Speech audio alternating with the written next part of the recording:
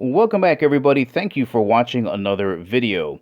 Today we're going to be having a look at one of the classic chef knives that you can find out there. This is the Shun Classic 8-inch chef knife.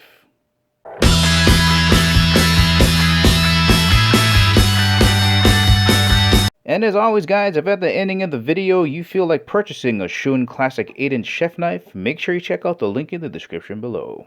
Alright, let's begin by giving you guys some size references here. So here is a 12-inch ruler, and again this is the classic 8-inch chef knife.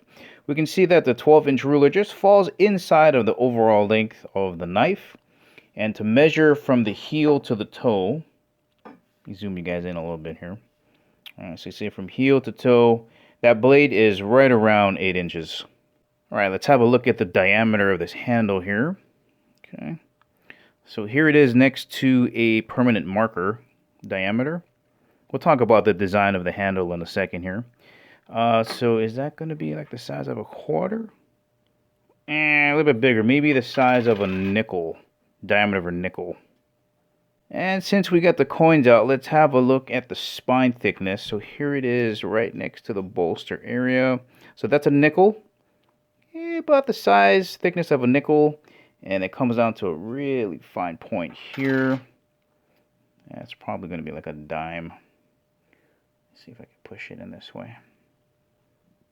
Yeah, the point definitely thinner than a dime, but right up to the tip there, about the thickness of a dime. And just to give you a measurement height-wise of the blade, how tall it is, just about 1 3/4 inches. Right, let's get this on the scale here. Coming in at 7.4 ounces. So you figure a roll of quarters has 40 quarters in it. That's about 8 ounces. So just short of a roll of quarters. This has been my main knife in my kitchen for well over 15 years. And you can see it's well worn. You can see all the mistakes I made when sharpening and all the dings and nicks in it. But this is the type of quality of knife you want in your kitchen if you want to have that personal connection to the food that you're preparing. I mean, it's kind of like when Harry Potter picked out his wand. Like, this is your lightsaber, this is your Excalibur, this is your samurai sword in the kitchen. It doesn't matter if I'm chopping mushrooms or broccoli or cutting into that first cut of a prime rib and just seeing all those juices flow out. It's a different experience when you use a knife like this. Let's have a look at the blade shape here. So a little bit of a belly here. So some are flatter, some have a bigger belly, but this is a Western style knife. It's pretty much set up so you can rock it and chop it. Let's have a look at the striking ripple pattern that runs through the entire knife blade on here. And this is pattern welded Damascus. And the way this works is you got 34 layers on this side and 34 layers on this side. And what they do is that they alternate stack different types of stainless so that when they're grinding it from the thick to the thin side, that pattern comes out and then they acid etch it. So one of the layers is going to accept the etch and the other one is going to repel it. So that's why one side is darker than the other. And that's what this beautiful pattern is.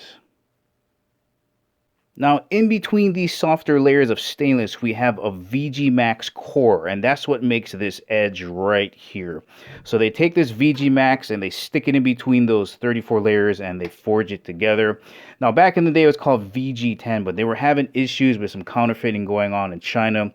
Knife companies were saying it was VG10, and VG10 kind of got a bad name, so they made their own steel called VG Max. They messed around with the levels of chromium, molybdenum, vanadium.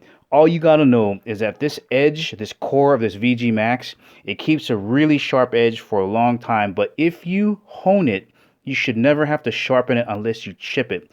But if you do have to sharpen it, it's very easy to sharpen. It holds an edge for a really long time, and it's an extremely durable edge, just so long as you don't try to cleaver into something like bone. But that VG Max is a great steel.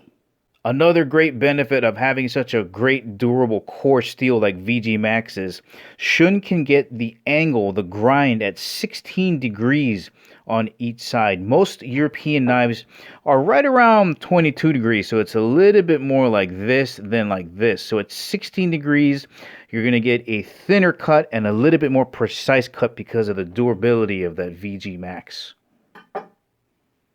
Some other things to really pay attention to, and these are just really fine details. If you look at these edges, they're rounded over here on the spine. here right on the neck of the knife and here on the bolster. And this is important because when you're pinch gripping up here and your knuckle is ramming into this area, you don't want sharp edges. You want it to be very comfortable where your thumb is at or where you're pinching on here when you're chopping. So that's a really nice detail. This is ebony packawood. It's impregnated with resin so that it's moisture resistant and very durable. And as I pointed out earlier, this is a D-shaped handle, so it fits very comfortably in the hand if you're right or left-handed, but it's a very comfortable grip. Well, alright guys, that's been your quick review of the Shun Classic 8-inch chef knife. If you're looking to make that magic in the kitchen, this is the knife for you. Remember, if you want to purchase this knife, make sure you check out the link in the description below. Thank you for watching. I'll catch you in the next video.